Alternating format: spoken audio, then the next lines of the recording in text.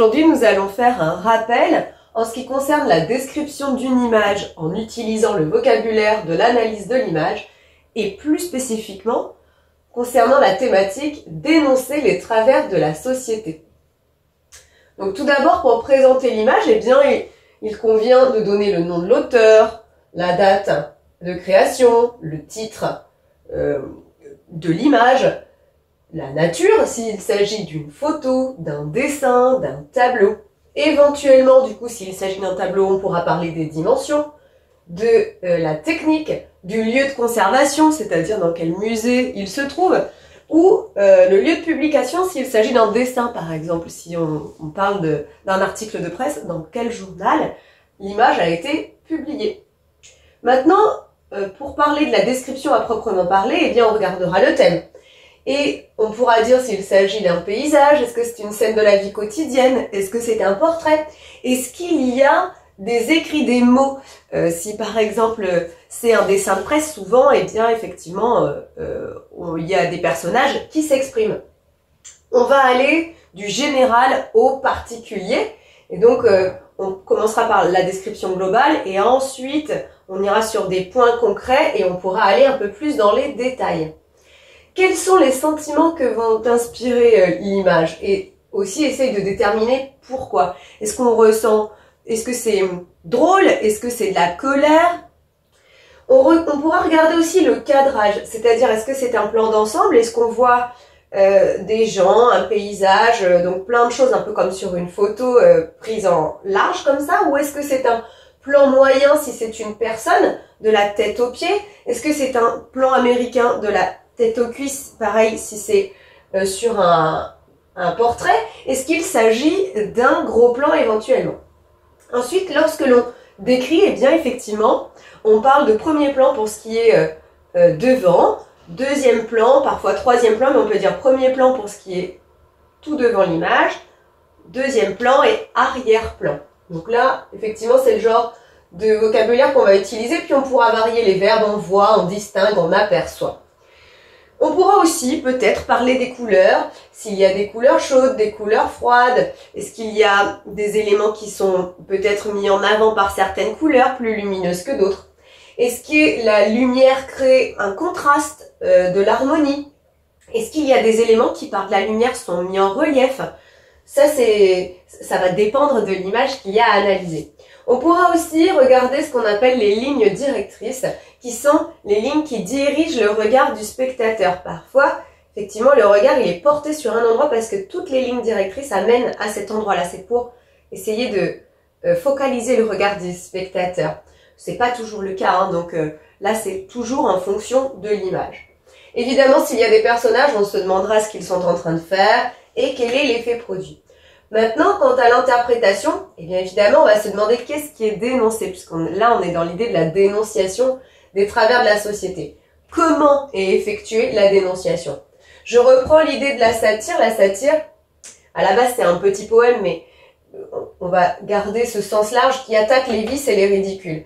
Et on peut faire aussi des dénonciations grâce à l'humour, comme dans le dessin de presse ou la caricature, qui est un portrait exagéré de quelqu'un. S'il y a des mots, s'il y a des bulles comme dans une bande dessinée, peut-être essayer de parler de jeux de mots qui sont faits ou de figures de style qui sont utilisées aussi pour dénoncer. Est-ce qu'il y a un contraste entre les paroles et ce qu'on voit? Je vais te donner un petit conseil. Tu peux regarder la photo de la sculpture Supermarket Lady qui a été faite par Dwayne Hanson. Et effectivement, on voit cette femme avec un caddie qui est un petit peu ronde et qui en plus mange que des produits emballés. Elle a des bigoudis et eh bien cette image est souvent utilisée pour critiquer la société de consommation, notamment des années 60 et 70 lorsqu'il y a eu l'avènement de la consommation de masse. Et je t'invite aussi à regarder un dessin de Kishka et qui est là pour dénoncer le racisme. On voit un homme qui appartient au Ku Klux Klan qui est face à un homme noir et derrière, pour l'exercice de vue, c'est écrit Black is beautiful.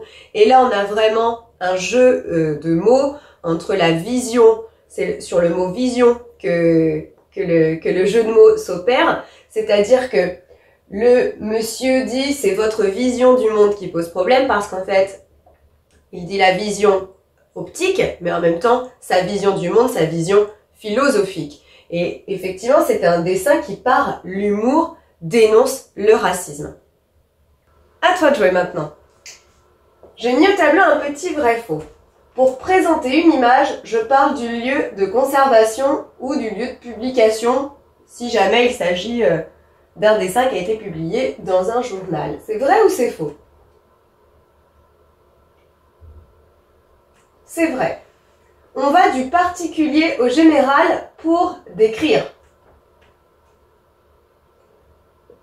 C'est faux. On a dit qu'on allait du général vers le particulier. On essaie d'interpréter l'impression qui se dégage de l'image en justifiant. C'est vrai. Les couleurs peuvent être importantes. C'est vrai. Une photographie ne peut pas dénoncer les vices ou les travers de la société. C'est faux, évidemment, qu'une photo peut le dénoncer. Et la caricature n'est pas un bon moyen de dénoncer. C'est faux, puisque la caricature est un moyen extrêmement efficace. On a dit que l'humour, ça fonctionnait bien, mais il n'y a pas que l'humour. On peut aussi dénoncer par la violence de certaines images. Je pense au tableau de Guernica de Picasso, par exemple, qui, avec ses animaux disloqués, qui sont en morceaux, exprime une violence et vient dénoncer ici ce qui s'est passé sur la place du marché, où justement il y a eu une attaque et avec de nombreuses victimes. Donc en tout cas, si c'est toujours un peu compliqué, tu n'hésites pas à pratiquer avec les exercices en ligne, mais j'espère que c'est quand même plus clair pour toi maintenant.